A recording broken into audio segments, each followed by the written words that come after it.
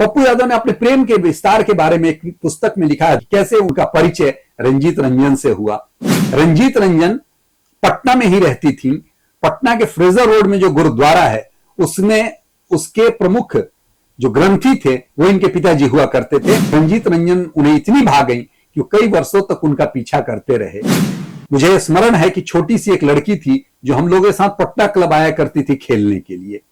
काफी प्रतिभावान थी। मैं बात कर रहा हूं 88, 89, 90 की। रंजीत रंजन ने कहा कि उनके साथ शादी करने में थोड़ी परेशानी आएगी क्योंकि इनका बैकग्राउंड अलग है और वो सिख परिवार से आती है। पप्पू यादव से राजनीतिक कारणों से या पारिवारिक कारणों से, हालांकि रंजीत रंजन तो कह रही कि उनका मतभेद चल रहा है उनके पति से और इसलिए वे उनसे अलग रह रही हैं।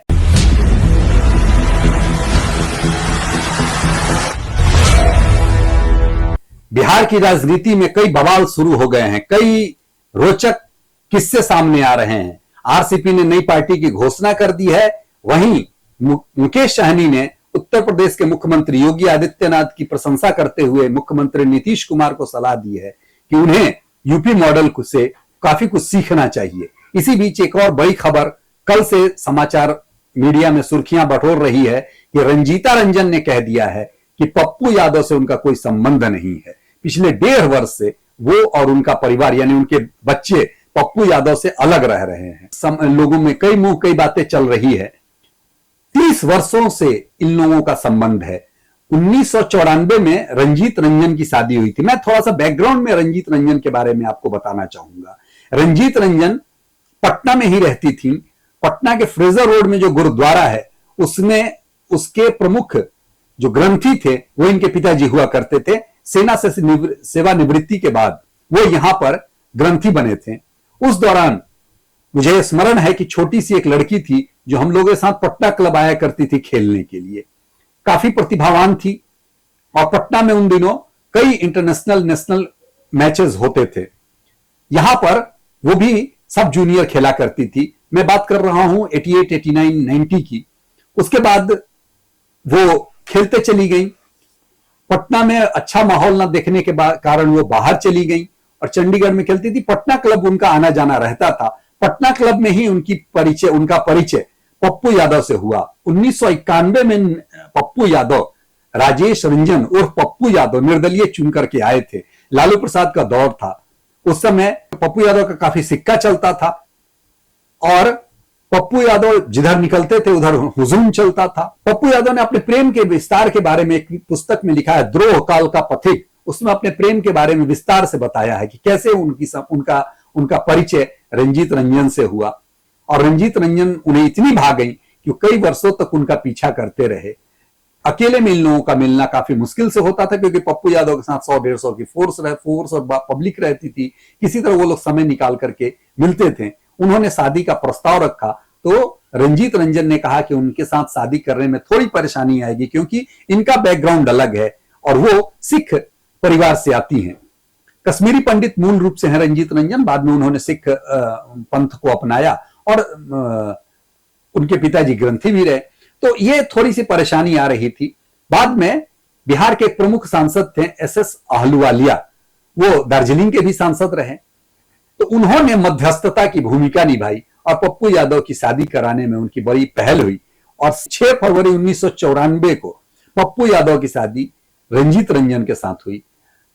वो शादी क्या था, एक बड़ा सा रैली थी। पप्पू यादव भी कहते हैं बातचीत में कि मेरी शादी नहीं थी, एक रैली थी। लगभग 5 लाख लोग उस शादी में आए थे। चार्टर्ड प्लेन से पूरा रंजन का परिवार उस शादी में गया था। दर्जनों का सैकड़ों रसोइये लगाए गए थे। 5 लाख, आखिर 5 लाख लोगों की शादी के खाने पीने का इंतजाम था। उस समय के प्रत्यक्षदर्शी बताते हैं कि पूरे पूर्णिया शहर को सजा दिया गया था। 200 एकड़ में शादी की व्यवस्था की गई थी। पूर्णिया कॉलेज या पूर्णिया का जो हवाई अड्डा ग्राउंड है उसमें ये सारी शादी की व्यवस्था की गई थी। हालांकि रंजीत रंजन का परिवार वहां की व्यवस्था से थोड़ा सा नाराज था और वो लोग होटल में आकर के खिचड़ी खाए थे। हालांकि कई बार मजाकिया लहजे में रंजीत रंजन इस बात का उल्लेख करती रही हैं कि उनकी शादी में लाखों लोगों ने खाना खाया लेकिन उनका परिवार भूखा रह गया था और वो खिचड़ी बना करके खाए थे। खैर, तो ये इस प्रकार इन लोगों का अपना पारिवारिक जीवन प्रारंभ हुआ। बाद में पप्पू यादव की राजनीतिक हस्ती बढ़ती चली गई, सांसद भी हुए, फिर कई मामलों में सजायाफ्ता भी, एक मामले में सजायाफ्ता भी हुए, बाद में उन्हें बरी कर दिया गया। लेकिन साथ ही साथ रंजीत रंजन की भी राजनीतिक कद बढ़ता गया और 2004 में वे सुपौल से 14वीं लोकसभा के लिए चुनी गई।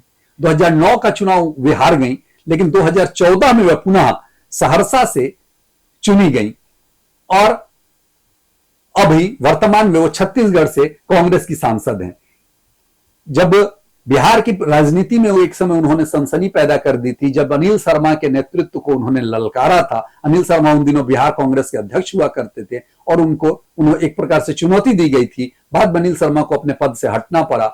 खैर, तो ये जो पूरा एक बड़ी प्रेम कहानी बिहार की थी, वो उसका पटाक्षेप हो रहा है या क्या कारण है, लोग दर्शक ये जानना चाहते हैं। मैं साथ ही साथ बताते चलूं कि कुछ दिन पहले पप्पू यादव ने बाबा सिद्दीकी की हत्या के बाद एक सोशल मीडिया पे पोस्ट किया था, ये 2 टॉकी की का जो अपराधी है मैं उसके ठिकाने लगा दूंगा, लॉरेंस बिश्नोई के मामले में कहा था। जब लॉरेंस बिश्नोई के, ऐसा बताया जाता है कि लॉरेंस बिश्नोई के बारे में जब उन्हें पता चला वो कितने खतरनाक है, तो बाद में उन्होंने इस मामले में बोलने से पत्रकारों को मना कर दिया, कहा कि मैं इस मामले में कुछ नहीं बोलूंगा, लॉरेंस बिश्नोई के बारे में कुछ नहीं बोलूंगा।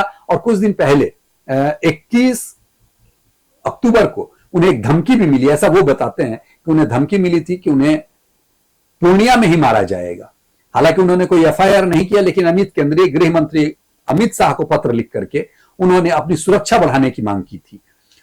इस सुरक्षा के कारण रंजीत रंजन ने यह बात कही है या क्या कारण है, ये हमारे दर्शक अवश्य जानना चाहेंगे। लेकिन इतना स्पष्ट है कि रंजीत रंजन छत्तीसगढ़ की सांसद हैं और अभी वर्तमान में वो पप्पू यादव से राजनीतिक कारणों से या पारिवारिक कारणों से, हालांकि रंजीत रंजन तो कह रही है कि उनका मतभेद चल रहा है उनके पति से और इसलिए वे उनसे अलग रह रही हैं, तो ये कह करके रंजीत रंजन ने राजनीतिक हलकों में एक सनसनी पैदा कर दी गई है। देखें आगे क्या करवट लेती है बिहार की राजनीति। क्या दोनों लोग अलग होंगे, क्या तलाक होगा, या सिर्फ ये अपना परिवार का ध्यान हटाने के लिए लॉरेंस बिश्नोई के निशाने पे कहीं उनका परिवार ना आ जाए, वो स्वयं ना आ जाए, इसलिए ऐसा कहा है। देखते हैं आगे क्या होता है।